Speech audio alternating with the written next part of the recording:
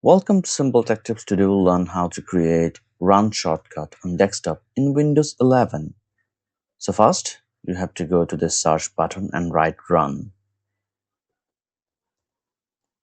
Once you do that, Run will show up.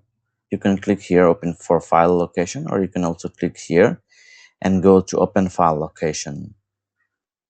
It will take some time to load. Okay. After it is loaded, come here and right click and then select show more options. After that, click send to desktop, create shortcut. We need to click here. It's done. Let's go to the home page, desktop. And then from here, you'll be able to see this run option. Let's click here and it will open up and you can run commands here, That being said, there is another option for easier access to run, which is you click run and then click pin to start or pin to taskbar. So if you set pin to taskbar, it will be here. So every time you need it, you can just click here and it will open.